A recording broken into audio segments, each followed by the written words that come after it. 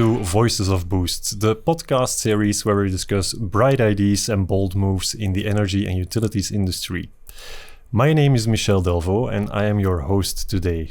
My guest is Peter Loyen from Ferranti. Welcome, Peter. Thank you. Can you introduce yourself and what your role at Ferranti actually is? Yes, I'm Peter Loyen. I'm currently working at Ferranti as a security architect. It's a new role within Ferranti, and the main purpose is actually to bridge the gap a little bit between compliance, customer needs, and our own technology, the Dynamics M365 platform, and to see how everything can be made more secure actually for all involved parties. This is the main role that I have within Ferranti. Yeah, and you've been working in security and compliance for a couple of years already, not yes, only at Ferranti, I think. So there's a big history in that topic for you. Yes, I've been working now in cybersecurity, security about 15 years now already.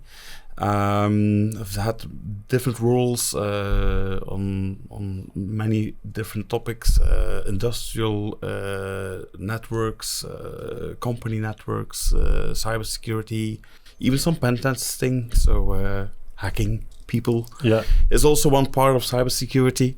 It makes it very interesting and very diverse.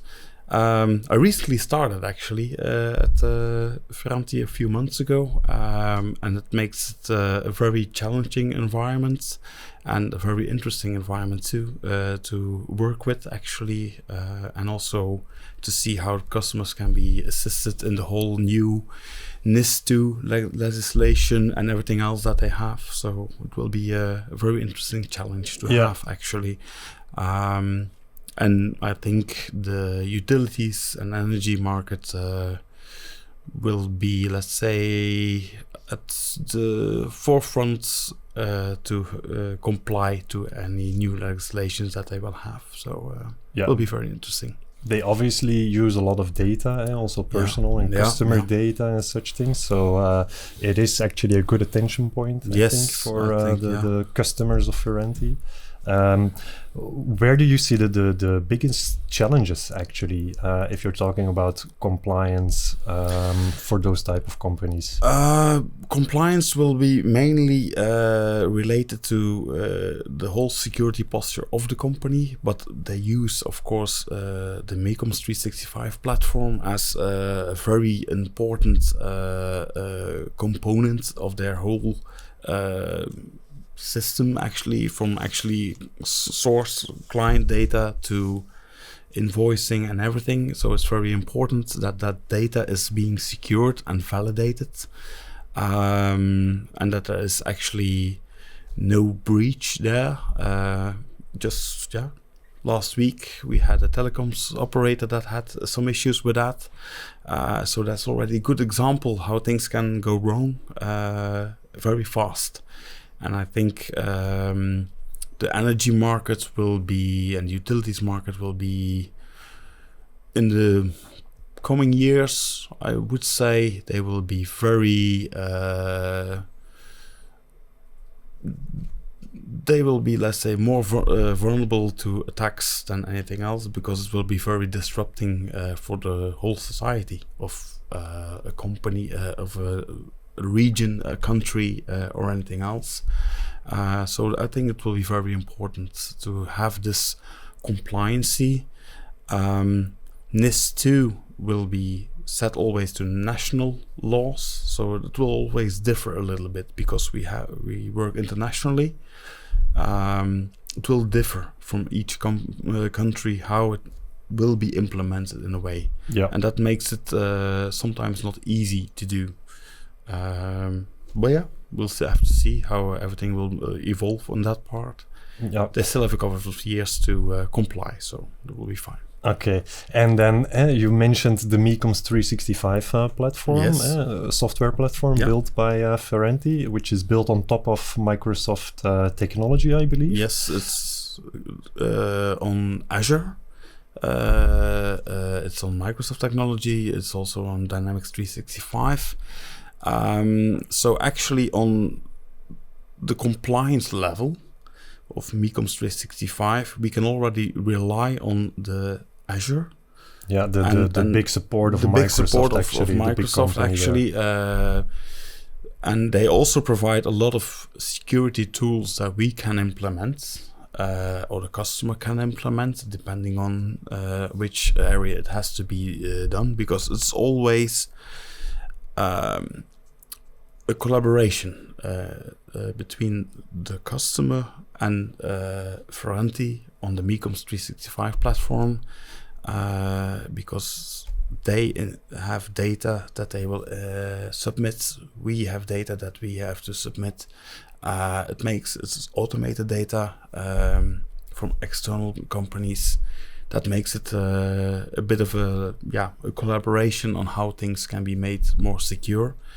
But the main part for us is actually that the MECOMS 365 platform is very robust to anything that can go wrong on intentionally or unintentionally. It can go wrong, so that we can actually make sure that that's is being covered by our platform. Yeah, because you also called MECOMS 365 as being compliant or compliance by design. Yes. Is that like a design philosophy then, or what does it actually mean? Well, compliancy by design actually means that the whole framework for being compliant, whether it's ISO 27001 or NIS2, that's being in those rules and regulations are being incorporated by as of the design phase of the whole platform in a way. It's a transition that everyone has to make. Also, MECOMS 365 and Ferranti has to work on that. But the roadmap is very positive on that part. We've done already quite some improvements. We also listen to our customers on what they really want and what they want to have. That's also a very important input that we can have actually from our customer base, what their worries are, where they think the focus needs to be on. And there are still a lot of things on the roadmap actually for 2026 during the course of the years that might improve certain things on security level and make the whole MECOMS 365 platform even more robust for anything that can happen from external. Yeah, so you're not only counting on the big technology provider or partner Microsoft, but also adding your own features or design philosophy to make it even. Yes, because Ferranti is developing the software on top of the whole big technology of Azure and Dynamics 365, and that software interacts with other parts of customer infrastructure, and that has to be as robust and secure as possible without compromising actually let's say an easy flow of working for the customer, because that's also the most important thing.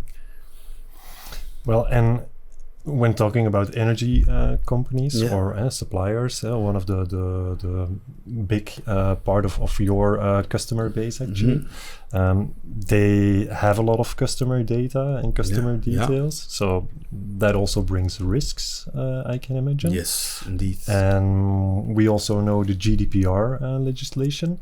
So how does actually the MECOMS platform tries to secure the customer data, or how does that actually work? How do you provide sufficient security for personal data in the MECOMS platform?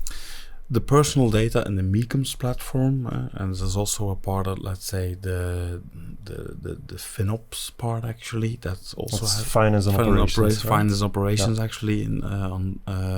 That's also one thing that actually has a lot of data, of course, from contract data, etc. That data is already being secured by encryption. and we call encryption is actually securing that the data cannot be read just like you're reading a text on a paper. Or on a screen. That's the most important thing. So that's being encrypted, and also when it's being sent out from one part to the other, it's also via secure connectivity, so that it cannot be, let's say, somebody cannot just eavesdrop on the communication itself. So that's very important. Of course, like I said, data is coming from different sources. How correct that data is something that we can only check by validation of what data we get, what information we are getting, and what we need to process that data.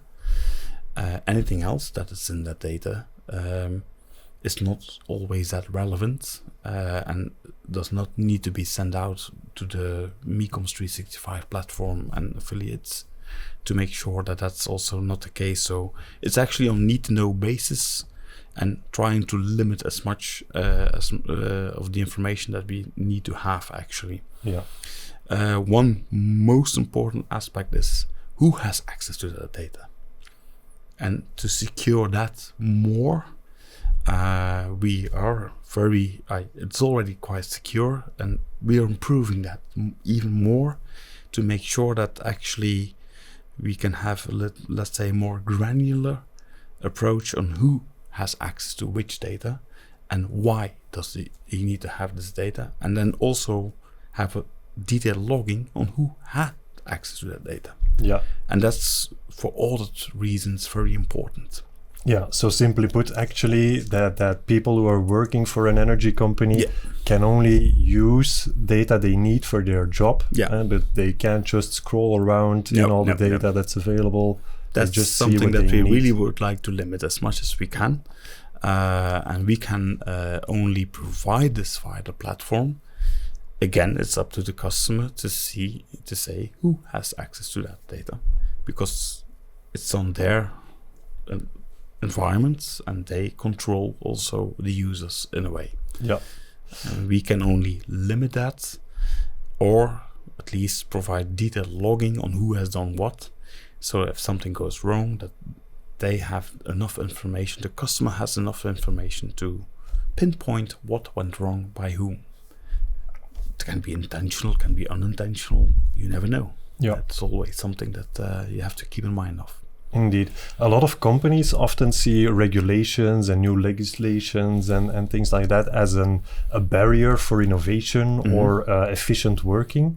Do you agree to that, or do you see it as an opportunity? It's a very thin line between regulation and innovation. You can use regulation to innovate, to make things more robust, more secure. That's also a part of innovation.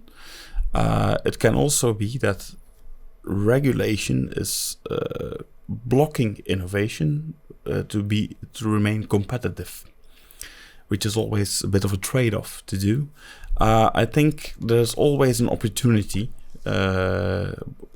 with regulation to actually innovate things. And I think with the Mecoms 365 platform, there's still a lot of innovation that can be provided to customers to actually comply to regulations, but also still via the regulation, because it's more secure in a way, that it also again leaves room in let's say the box is more secured, and within the box you can play more. That's actually an analogy that I like to use. We make the box more solid, the playground is still there, and you can play around. While if the box is a little bit wobbly and you start playing around, something might break. That's something that we would like to avoid. And in that respect, you can really have innovation, even when there's regulation that says, okay, these are your limits. Like I said, if the it's too restrictive, then of course it's not working. But yeah, legislation is not written in stone. Things change also when they really see that the competition is coming from elsewhere in the world, that they might say, okay, maybe we should do this. But I think like GDPR, etc., is something that we need to cherish in a way. Indeed. Now, GDPR is all about personal data of customers, but of course there's also something like new technologies. Yes. There's the new EU AI Act coming up about ethical and responsible use of AI. Mm-hmm. How does Ferranti go about that? Do you investigate how you should use those type of technologies, or how not to use them, or what is the philosophy behind that? I think within the whole energy market, AI can be used, of course, and also even on the Dynamics 365, there are possibilities and features to use for AI, which is actually quite good in a way, but you always have to make sure which data is being used. The main thing that we all know is like ChatGPT, the large language models, is also being used for, let's say, interactive customer service, actually. So you have like those chatbots in a way. They also use that. So you ask a question, you get really more than just like the old days, a stupid answer. You really get information. So I think there is a possibility, yes, for data to be analyzed via AI, but it must be strictly regulated in a way which data is being used. So let's say we have information about the system and the performance, and we want to have, let's say, a report generated out of that. AI can do that for us in an automated way, which makes it easier for us to live with.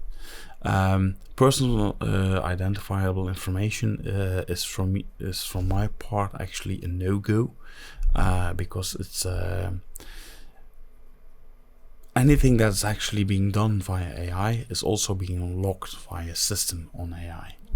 And those logs always contain snippets of the conversation, links to documents, etc. And it's actually very important that it's really being contained to which information we wanted to have used to learn and to interact with customers or with employees. So that's really important, actually. And I think the EU AI Act stipulates actually also that the main thing is actually that legislation and the let's say the foundation of the EU on personal information and privacy and freedom cannot be jeopardized by AI. That's the main thing. So as long as we are talking about technological data, etc., it's very easy to use. And also, how accessible is that AI? So it's more like the infrastructure monitoring, such things where you see most or the quickest opportunities for AI for now. Yeah, and also on the Mecoms platform, I see also some benefits coming up on that part, mainly to speed up, let's say, analysis, for instance, to have already, let's say, a first line analysis being done. And then, of course, people can still look at that. If they are not satisfied with that analysis, they can dig deeper themselves still. That's one of the things I think is very important to have. It will make the workflows more efficient for people, the processes more efficient. So there are benefits about it, but we have to be careful on how we are using it actually, and for which information we're using it. So it needs to be really limited also to which data. Yeah, that sounds crucial indeed. Yes. Yeah. Yeah, and then finally, looking a bit ahead, what new compliance and security challenges do you see emerging over the, let's say, 3 to 5 years? And how is a company like Ferranti, which builds software, actually using that or trying to anticipate on that? I think on security as a whole, especially on our customer base, like I already mentioned, they will be much more a target in the future than they might have been in the past. It all depends on lots of things. It can be geopolitical, it can be whatever it can be. It can be just like regular hackers that are trying to do something, regular quote, do that actually, and attack companies, because it's very disruptive on a public level and a society and on companies, factories that are relying on that kind of. There has been in the past already some things in the US about that for water companies that have been hacked. So actually, lots of things are actually very important on that part. Not everything can be done via the Mecoms platform, of course. We have the operational part, the OT part from an energy company. We are not involved in that part. But on the Mecoms platform itself, I think it's very important that anything that can be very disruptive is actually data leakage, making sure that data is being safe, and that the platform we use, that we provide, is actually very crucial to those companies, because it's an end-to-end ERP and system that they can use. So it's very important that actually stays safe, and that we also have the right tools to make sure that the system cannot be brought down, because that will be very disruptive even for those companies. And that's very important for the moment. I think in the next 2 to 3 years we'll definitely see more of that coming into play, that people trying to get into that data, because the energy market is a very competitive market. It's also a market that can be very disruptive, and every energy company or utility company is interconnected to each other. So anything can trickle down further down. Yeah, and that's very important also. Yeah, we've seen some examples in abroad, unfortunately. Yes. If you could give one piece of advice, Peter, to listeners or viewers who are actually a bit worried about security of data and software platforms and things like that, what piece of advice would that be? One thing is most important: do not panic. It's not that everything will go wrong in just like a blink of an eye, but be vigilant and make sure that you do a proper risk assessment of every part of the whole system that we have, which is for me the most important thing. Find out the gaps and do that regularly, rather via an external company or internally. Make sure that you remain vigilant of things that can go wrong actually. Many companies have so much information available, but they cannot digest it. Too much information can never be digested. So pinpoint on things and make sure that you have that information and work with that information. And perhaps even share that information.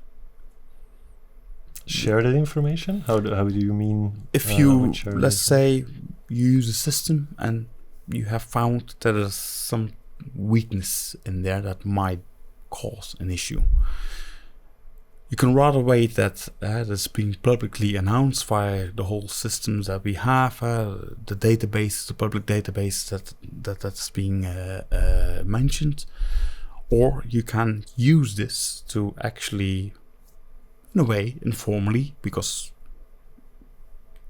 mention it to other people in the security area of the same market, so that they are also aware of that. Yeah, so sharing knowledge actually. Yes. So if you investigate something and have results, share what you've found and seen in your own situation, so other can learn from that. Yes. That's actually even Ferranti and with the Micons platform being used by many companies, I think we are actually at the ideal position to do that actually, and I've already done that also. Just a few weeks ago there was something that had to be mentioned, and I've mentioned it to the relevant people within Ferranti, and they contacted their customer base to say, hey, we were aware of this part, which is quite critical and was actually bleeding edge. It was just announced publicly that day, so that they are also aware, because bigger companies might already learn from it, smaller companies might not. No. But they need to be aware, because they are also responsible for their own infrastructure. And I think that's one part that we still have to be vigilant about also from our point of view. Yeah, but I can imagine if you collaborate in that way with your customers, that they do feel like you're a trustworthy and knowledgeable party, because you're informing them immediately actually about findings. Yes, and that I think is very important. It builds a mutual trust, and I think that's very important to have in general with the customer base on security level, because everyone can encounter anything, rather than to have complaints or being too late. Share the knowledge. Yeah. So that's also one of my goals, to get that information through our customer base, and to have that some sort of relationship with, that we are able to share information, because security, you cannot do it alone. True. That's a nice note to close with. Security, you can't do it on your own. Yep. So I would like to thank you, Peter, for this interesting conversation. And of course, also our listeners and viewers. If you found this an interesting podcast, then I hope to see you in one of our next episodes. Bye.